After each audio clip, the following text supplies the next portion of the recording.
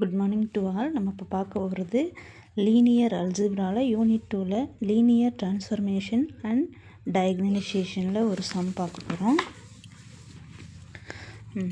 If T is linear transformation on V3 of R defined as T of A, B, C equal to 3A, A minus B, 2A plus B plus C.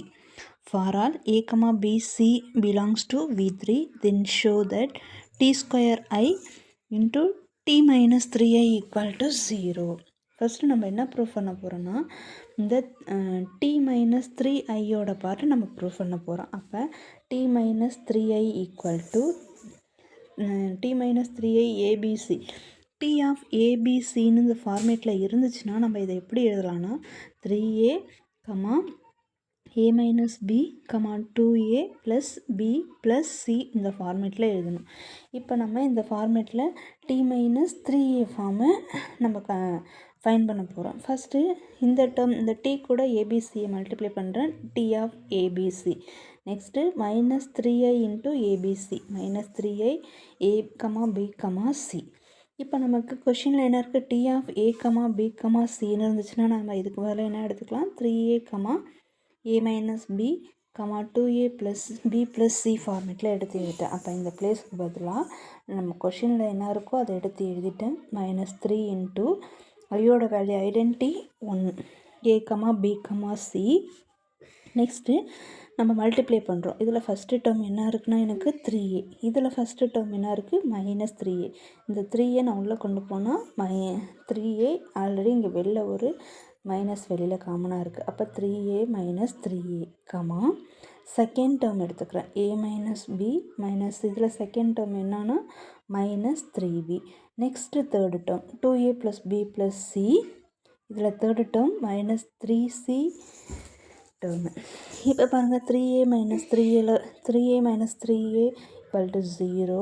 இந்த டேர்மில் A அப்படியே இருக்கும், இங்கே ஒரு minus B, இங்கே minus 3B, ரெண்டையும் add பண்ணால் minus 4B, 2A plus B plus C.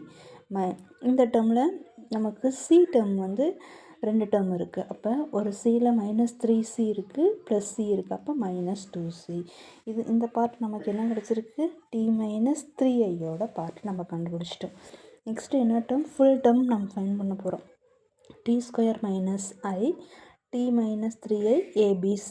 Already நம்ம என்ன ஃபைண்ட் பண்ணியிருக்கோம், இந்த டேர்ம் நம்ம ஃபைண்ட் பண்ணிட்டோம். இப்போ next T square minus I into இந்த டேர்ம் நான் தனியாக பிரித்து எழுதியிருக்கேன். இப்போ T ஸ்கொயர் மைனஸ் ஐயோட டேர்ம் அப்படியே இருக்கும். இப்போ இந்த செகண்ட் டேர்ம் நம்ம ஆல்ரெடி ஃபைண்ட் பண்ணி வச்சுருக்கோம், அந்த டேர்ம் இங்கே எடுத்து யூஸ் பண்ணிக்கிறோம் by equation 1. Next T square, இங்கே T square minus I term இருக்கா, இப்போ நான் ஸ்ப்ளிட் பண்ணி எழுதிக்கிறேன். ரெண்டு டேர்மையும் நான் பிரித்து எழுதிக்கிறேன். T ஸ்கொயர் இன்ட்டு இந்த term minus I into multiplication term. T square நான் எப்படி எழுதுறேன்னா T இன்ட்டு Tன்னு எழுதலாம்.